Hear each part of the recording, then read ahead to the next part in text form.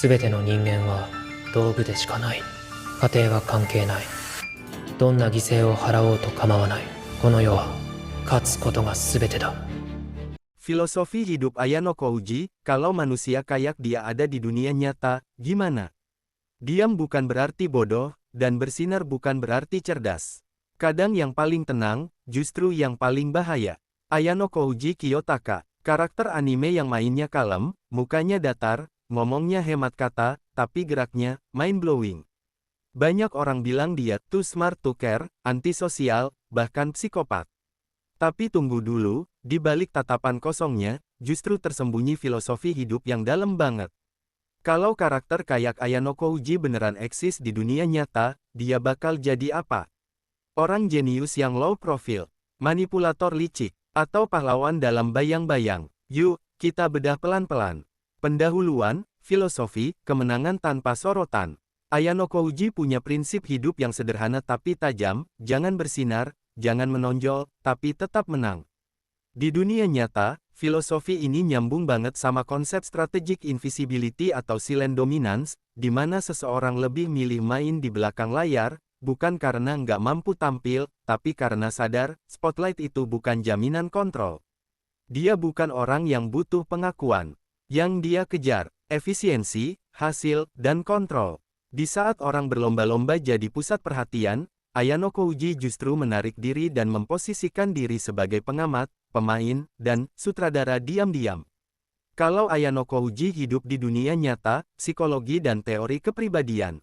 Dari sudut pandang psikologi, Ayano Kouji bisa dikategorikan sebagai orang dengan tipe kepribadian INTJ, the architect, atau bahkan ISTP, the virtuoso, tergantung situasi.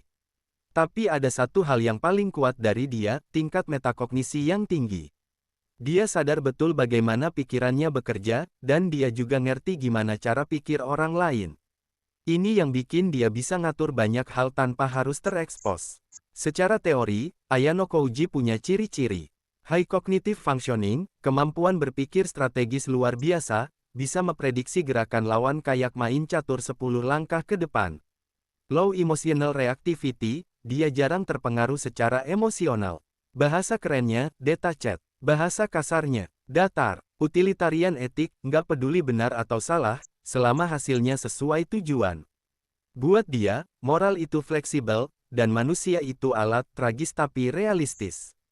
Social engineering expert, dia tahu cara baca orang, manfaatin situasi, dan bikin skenario berjalan sesuai rencana tanpa harus campur tangan langsung. Kalau orang kayak gini hidup di dunia nyata, dia bisa jadi apa aja, penasihat politik, analis intelijen, CEO tech startup, atau bahkan tokoh di balik layar sebuah organisasi rahasia. Serius, filosofi, don't care, yang salah dimengerti.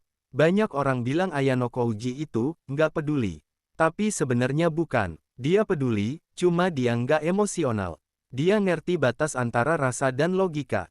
Dia tahu kapan harus bantu, kapan harus lepas tangan. Filosofinya simpel, orang yang terlalu sering ikut campur, biasanya malah jadi beban. Di dunia nyata, ini kayak orang yang lebih milih diem di rapat, tapi pas ngomong, satu kalimatnya bisa ngubah seluruh arah keputusan. Orang-orang kayak gini itu langka. Dan yes, kadang bikin frustrasi, tapi juga bikin segan.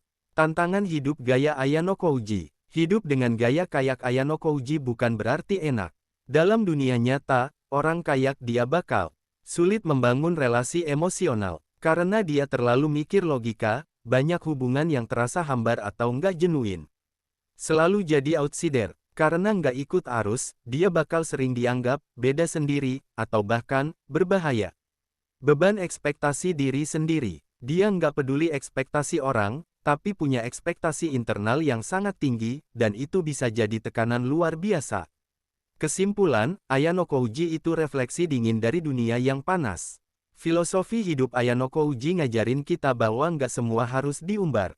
Nggak semua harus ditunjukin. Kadang, mengamati lebih penting daripada ikut-ikutan. Kadang, kendali yang paling kuat adalah kendali dari balik layar. Di dunia yang bising, Ayano Kouji itu simbol dari diam yang mematikan. Kalau dia beneran ada di dunia nyata, dia mungkin nggak bakal punya 10 juta followers. Tapi dia bakal jadi orang yang diem-diem ngubah dunia. Dan mungkin, itu jauh lebih berbahaya. Kalau kamu tertarik dengan karakter yang kalem tapi dalam kayak gini, jangan cuma lihat mereka keren di anime, pelajari cara berpikirnya. Karena kadang, untuk jadi beda, lo nggak perlu jadi paling rame, cukup jadi yang paling ngerti cara mainnya.